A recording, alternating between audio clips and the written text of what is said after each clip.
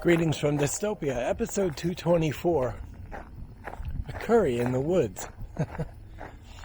Seemed like the perfect day just to get out and go for a walk. I'm not going to plow out a lot of miles today, but definitely going to get out and go for my walk, which I'm doing right now. And then I'm going to stop and have a curry in the woods somewhere, probably along the old creek bed.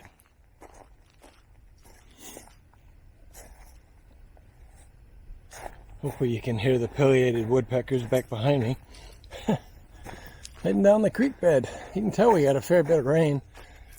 Showing some water again finally. Back in this creek. Hopefully it's not enough that it flooded out my lunch spot. Although I guess I could go right to this one that I've shown you. Got some deer rooting around through here too. Dirt piles.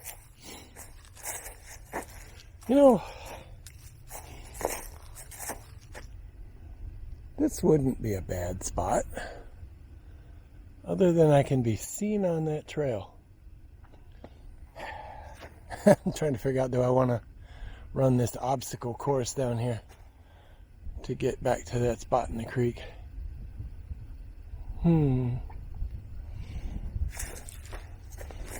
Got a nice spot right here. Let me think about it a minute. Just as I turn off the camera, he's right back here behind me, and now there's a jet. There he is, right up there. I don't know if the camera will pick up his movement or not. But about 3/4 of the way up the hill right there is that big tree. And there's another one over here. There you go. See if you can see him coming across.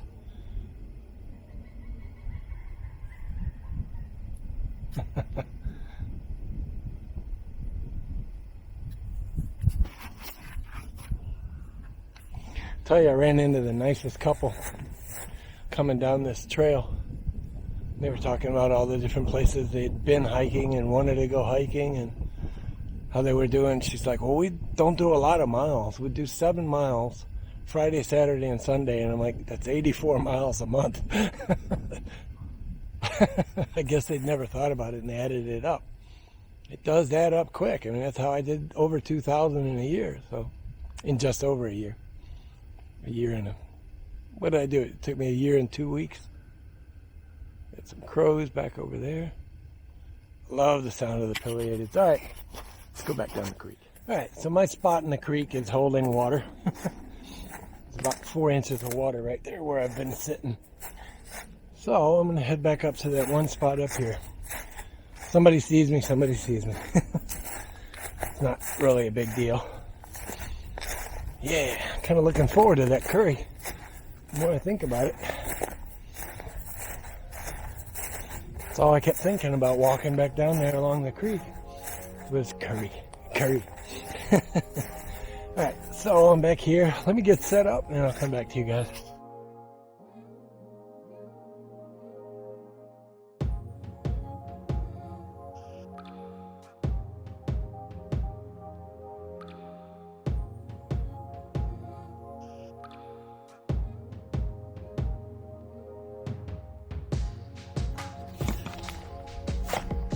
Kitchen cube. This is an experiment.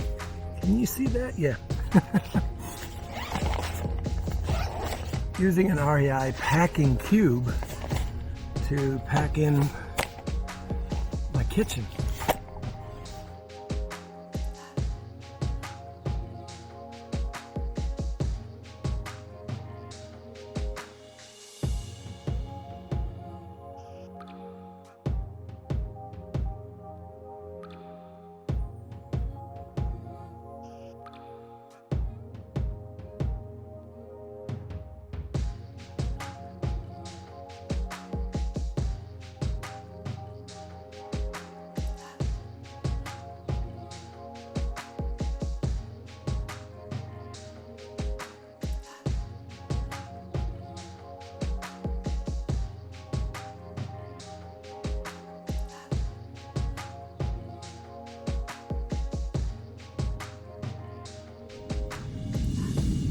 There we go. Yep. It's the only thing I hate with alcohol. Can't really see it burning, but if I look across the ground, I don't know if you can, if this is in, yeah, it's in UV. I can see the heat waves coming up.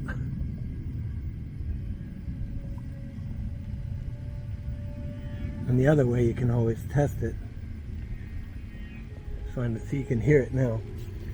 But if you're not 100% sure that it's going, you can always just stick on.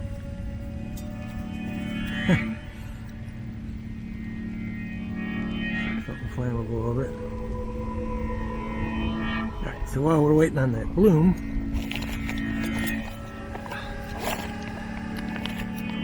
I'll launch in the pan and get it ready.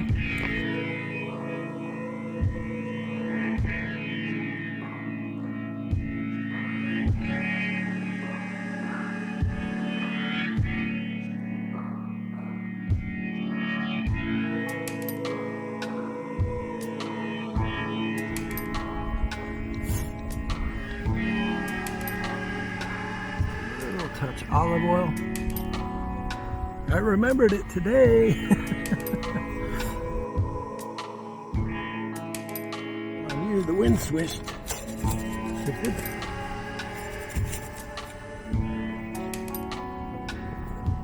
And it shifted again.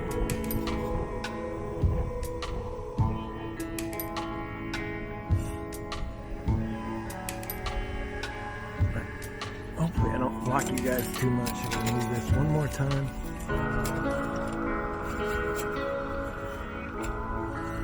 What did that do with you? Messed you up again.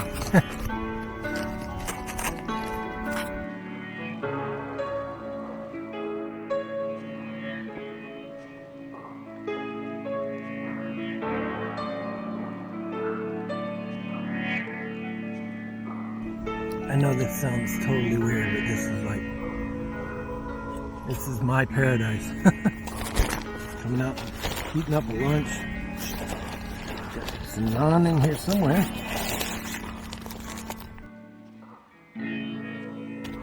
Ooh, that's got a kick of heat to it too, man.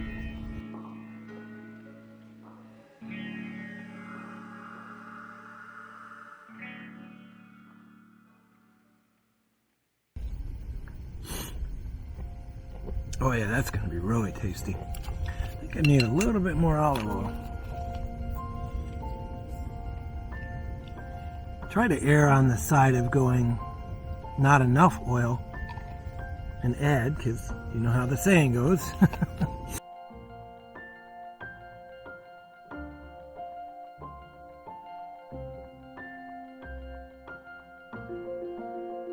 This is, I think, one of the coolest hacks. So the Trangias all come with a piece of thin plastic disc that goes over the skillet to protect the surface. And,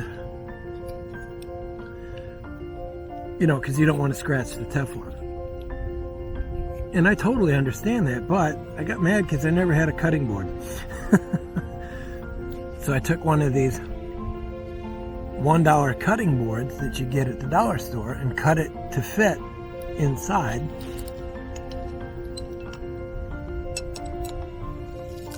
Oops, hey, look at that. Split right open. So yeah, so now I've always got a cutting board with me.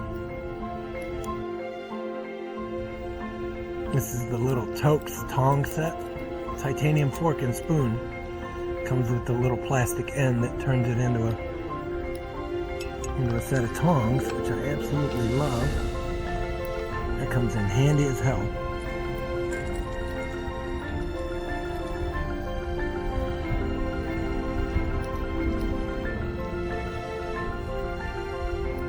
I always hear people griping, oh, alcohol stoves don't work when it's cold.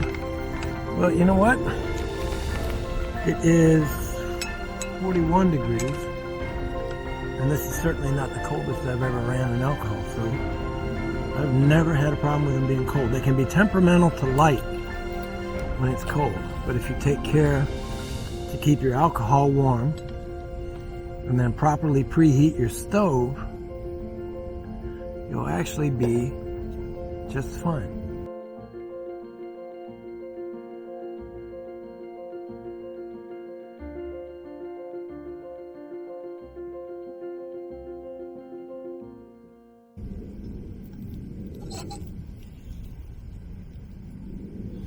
Let's bring in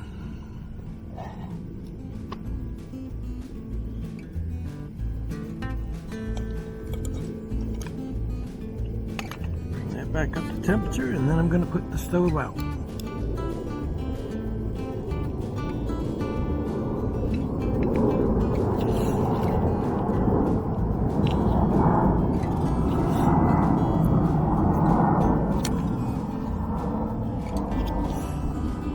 I've talked before about, you know, the value to small little bags. And like I was talking about how I keep my cup out, the insulating jacket for the halide, for the minimalist. I've talked about how I throw stuff in there while I'm using it, so I make sure that I don't, well, that's 21, so that I don't lose my stuff, you know. And I'll give this just a second here. Take this camera up real quick, so I can kind of give you a quick view of how I've got things laid out here. So everything goes back in there. That's my kitchen utensils. Bread. Actually, I can bring that piece over here.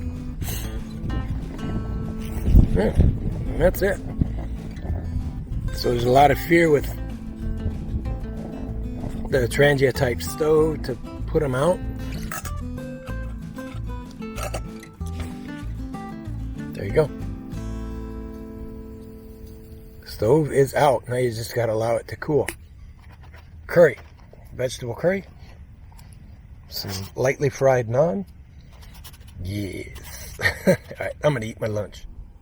I wasn't gonna bore you guys with me eating, but I got the pileateds back here behind me in the woods. And just then, try to see if they do it again, but just then the pileated was calling out, doing his cluck, cluck, cluck, cluck, cluck. And from somewhere maybe 100 feet from me here, right back there, is a coyote, and the coyote started going roar, roar, roar, roar. Making fun of the, I don't know if he was making fun of it or what, but that was pretty funny.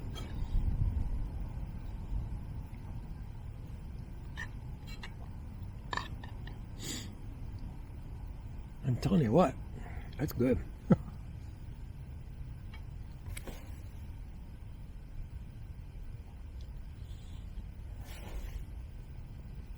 So you can see this tree.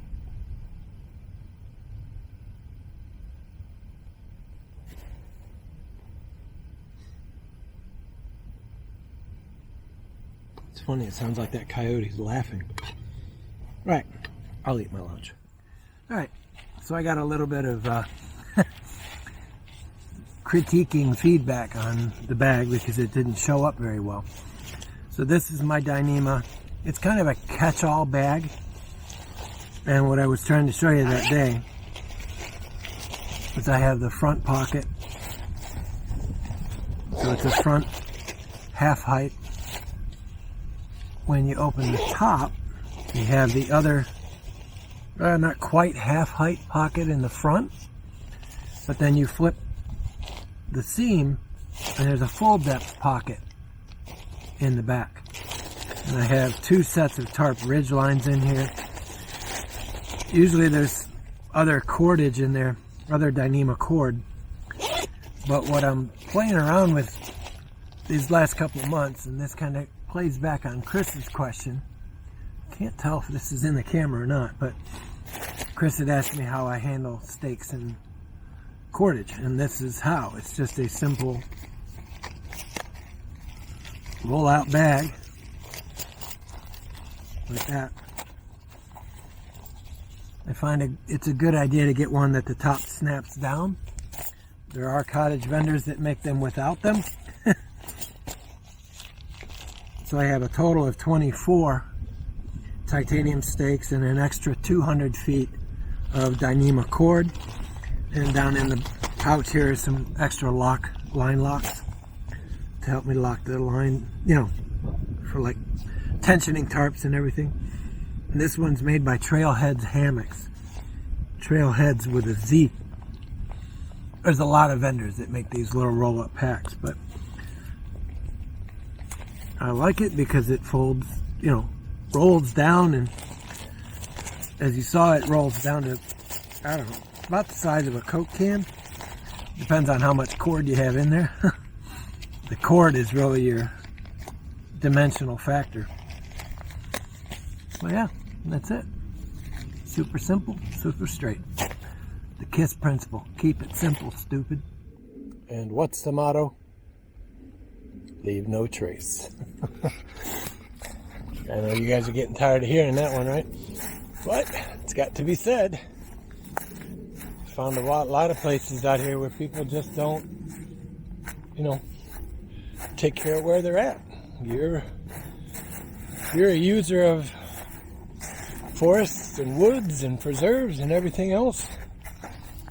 You're a steward. You have a responsibility to keep it clean. Pack it in, pack it out as well. Oh, I can't tell you how good that veggie curry was. And the naan on a cold, chilly day. That really hit the spot. I didn't even bother to make a coffee. I love these little pools of water.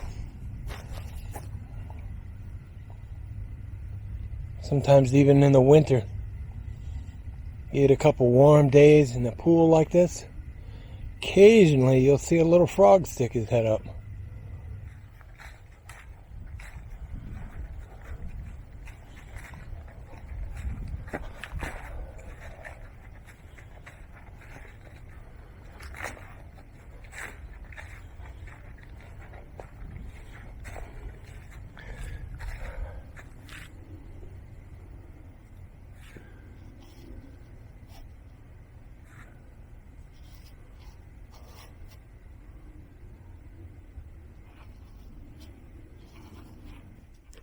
Alright guys, I just noticed I'm low on battery and I don't have my external pack with me, so I'll say so long and walk my butt back to the car.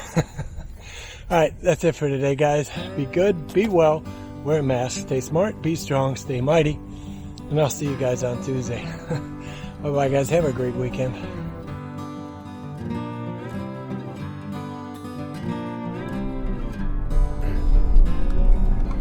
Yeah, I'm already doing 8 miles an hour over the speed limit. Everybody's passing me. There's a sign right there, 35. I'm doing 43.